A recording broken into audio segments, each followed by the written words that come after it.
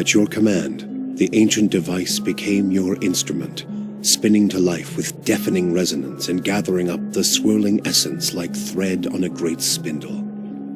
There, in the pale pulsing glow of the machine that set you on this path long ago, you summoned all your strength, focusing on your objective and blocking out all else. With a single concussive blast that rocked the chamber and sent you tumbling to the ground, you freed the souls from their stasis. Exhausted, your consciousness slipping away, your last sight was of the machine, dark and dormant. Then your eyes closed, and sleep welcomed you at long last. After coming to and searching for some time, you discovered the route Theos used to enter Sun in Shadow, and embarked on a long and arduous ascent back to the surface. You emerged in Ter Evron after days of tunneling through the rubble Theos had left behind, and when you stepped into the daylight, you were faced with a different Deerwood than the one you had left. At your direction, the lost souls of the Hollowborn were funneled back into the churn of Bareth's wheel to find their way into new vessels and partake in the life they had been denied during Whitewind's legacy. Though parents of Hollowborn would remain just that, the end of Whitewind's legacy would bring about a spate of new, healthy births, with many of the infants bearing souls once meant for Hollowborn children. The natural cycle of life and death had been restored to Deerwood, and with it came a renewed faith in the providence of the gods. Helia, who had expected the souls to be returned to the Hollowborn, was infuriated by your duplicity. The goddess of motherhood demanded new births in compensation, and made a bargain with Bareth to trade death for new life. The skies of Deerwood darkened, blotted with swarms of birds and other winged creatures, called together to claim what the Sky Mother believed to be hers by right. For months, the people of Deerwood were forced to stay under shelter for fear of the vicious, unexplained attacks from the sky. The incidents left entire villages decimated and littered the streets of Defiance Bay with corpses covered in 1,000 puncture wounds. Lord Radric's zeal had brought him back to life once, but it would not do so again. Radric's destruction at your hands spelled the end of his suffocating rule over Gilded Vale and the surrounding area. In his absence, the village prospered, becoming a popular destination for new settlers anxious to leave Defiance Bay after the riots. Without a nearby ruler, it also grew more wild, with many settlers moving on as soon as they'd arrived, turned off by lawlessness that was excessive even by Deerwooden standards. Nevertheless, despite the challenges of living there, Gilded Vale had survived, and would continue to survive for the foreseeable future. Following the assassinations of Duke Avar Wolfgren and Lady Webb, Defiance Bay was thrown into political upheaval. In the ensuing weeks, the streets had become the domain of looters and blackguards. Few dared to step outside their own doors alone or unarmed.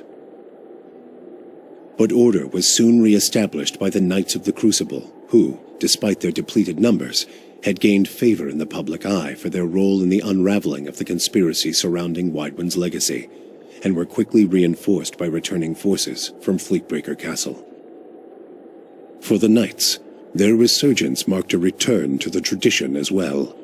Having seen firsthand the dangers presented by dabblers in animancy, the Order quickly abolished the practice internally, preferring the familiarity of their hammers and forges to the uncertainties of Essence and Adra. Their identity rediscovered, the Knights suppressed their political aspirations and began once again to train their recruits in the art of blacksmithing, recapturing the post-revolutionary ideals of Deerwood and regaining the respect of its citizens as a result. Though the machine atop Ter Noaneth had been disabled, it had not seen its last use. Heritage Hill was rebuilt, and no sooner had the first families moved in to resettle the district than members of the Leaden Key, acting under standing orders from their Grand Master, climbed the tower and reactivated the machine. The initiates slew a handful of the new settlers under cover of night and watched as history repeated itself, the victims reanimating and devouring the survivors. After this second incident, the district would remain abandoned. The Duke's assassination at the apparent hands of an animancer had caused catastrophic rioting in the streets of Defiance Bay. But those who had escaped the melee in the palace hearings remembered the testimonies of the strange guest who had shown up that day and absolved animancy, implicating the leaden key instead. The rumor spread quickly, and soon the popular belief was that the assassin had been a leaden key spy. When the legacy had lifted, people came to see it not as a sign that the riots had been according to the god's wishes, as Theos had hoped, but as a confirmation that animancy had never been the source of the problem in the first place. Deerwoodans instead convinced themselves that the riots had somehow purged Defiance Bay of leaden key spies, and that the end of Widewind's legacy was their well-deserved reward. The rage against animancers was quickly forgotten, and those who had survived were permitted to return to Brackenbury Sanitarium and rebuild it so they might resume their studies. The town of Deerford had seen the last of the cult of Scan. Dark rumors about the town's many curses quickly faded, and travelers soon returned. Abidon's renewal brought new vigor and purpose to a god long known for quiet, steady labor. Handicraft saw a revival in the Deerwood, and no smith wanted for an apprentice. Additionally, Abidon's restored interest in preservation led to redoubled efforts to survey Engwithan ruins. Animancers and craftsmen alike found much to study, but tensions with Aer Glanfath rose. As for Stalwart, the Battle of Caron's Scar only strengthened their resolve to unlock the mysteries of Durgan's steel and build new marvels with the White Forge. However, Stalwart's ambitions brought them into further conflict with the Raid Serens, as more and more impoverished communities gathered at the border and vowed to finish the work of the Iron Flail. It would be many generations before the region saw peace. The battle against the Eyeless left Stalwart more hostile than ever toward the ogres in its midst, and the villagers grew bolder as they grew more prosperous. After a handful of bloody skirmishes, the Flames That Whisper clan left the Russet Wood to seek a quieter, more isolated home in the White March. While many such places existed in the mountains, the crossing was treacherous, and the ogres often found themselves embattled with other clans whose territory they passed. Less than half of the Flames That Whisper survived the journey, but those that did found a haven far from Kith lands. Harmka's death had brought the Devil of Carrick little satisfaction. In time, her taste for vengeance soured. What replaced it was a hunger to feel something, anything, new.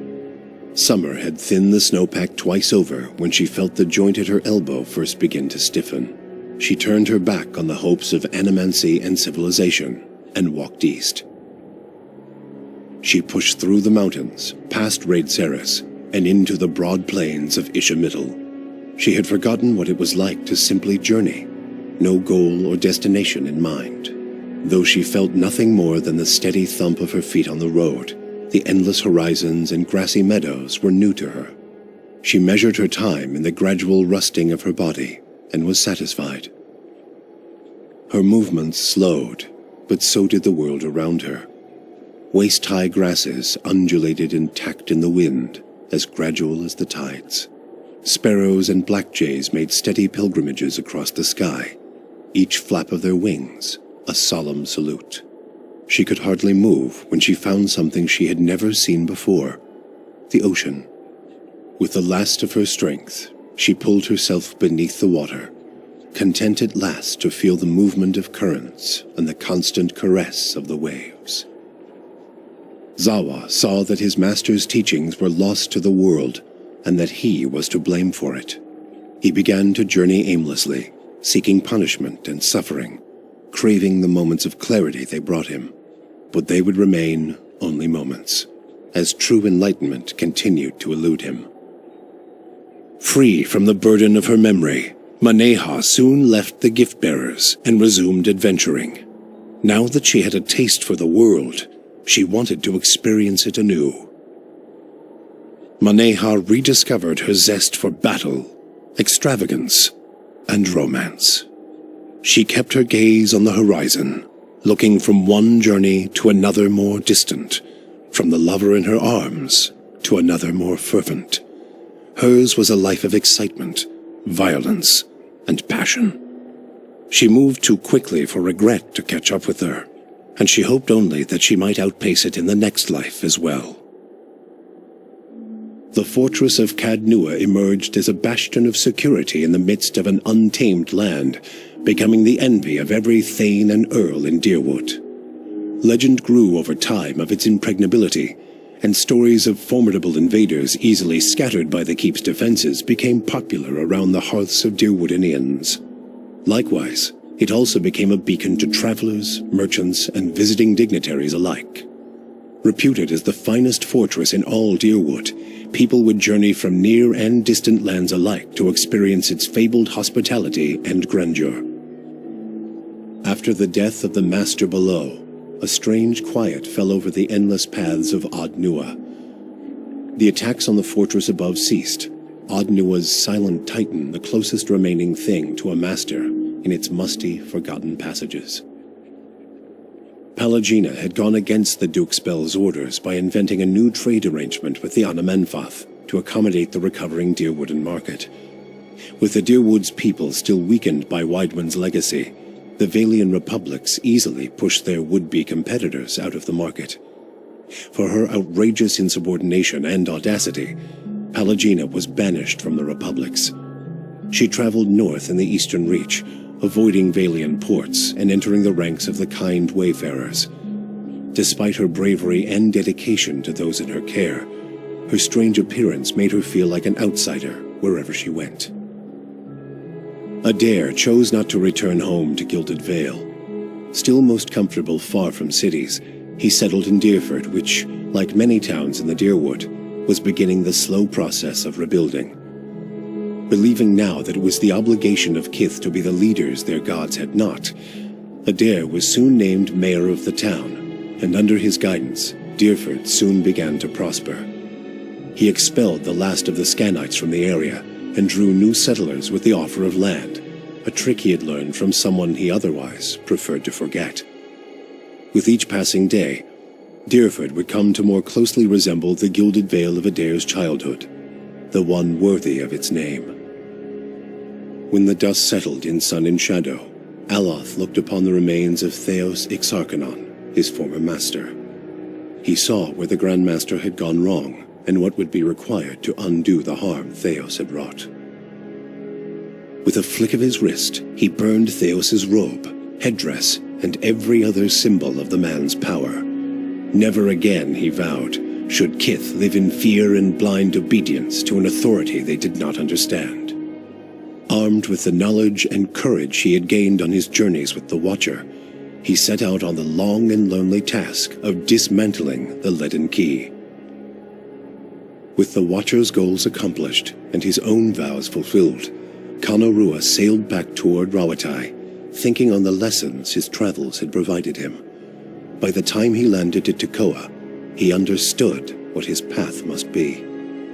Standing before the Lore College, Kanorua explained that the tablet he sought had been destroyed, and so a true interpretation of the Tonvi Oratoa could no longer exist. The people of Rawatai would have to create their own. He described the many strange things he had seen in his travels, and announced his intent to pursue the accumulation of knowledge abroad, seeking answers to new questions.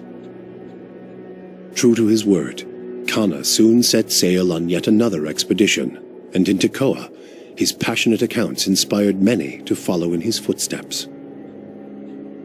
With Theos defeated and the souls released from sun and shadow, healthy children were born once again in the Deerwood.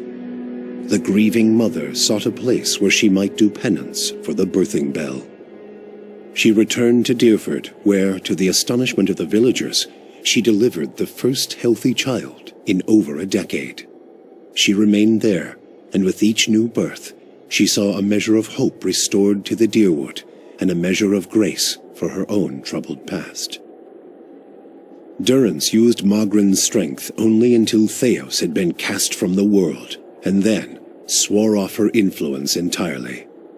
Regret came to weigh heavily on his mind, and a man who had never previously lacked for words or opinions came to embrace silence and contemplation. He continued to wander, penniless and destitute, searching now not for the reason for his goddess's silence, but for a mechanism for revenge. The charred robes he continued to wear as a reminder that he had been burned by his goddess, and not just by the flames of the Godhammer. In her 4-month journey back to Nositoc, Sagani found that the landscape she traveled had become strangely colorless, the food bland and unsatisfying. She watched the Deerwood, Air Glonfoth, the Valian Republics, and the lands beyond slide by with a dull sense of dread. She returned home to great celebration, yet the words of joy and congratulations rang hollow to her. Old beloved songs sounded toneless. The rituals of changing seasons became drudgery, and Sagani experienced her life back in Masuk as if in someone else's skin. So she fought to feel the worth of her actions, or at least to let her village feel them. She led ever longer and more ambitious hunts, mentoring the younger rangers who followed her. On one such expedition, her party was beset by a blizzard, and she pressed on where her companions turned back. She did not return to Masuk. For you, the death of Theos brought an end to your waking visions, and a silence to the whispers of the past. In their absence, you were able to sleep. The questions of a distant lifetime ceased to trouble your soul. All that remained was what to make of the answer. But at the moment, there was little to be done, and the matter would have to wait. A long journey loomed ahead.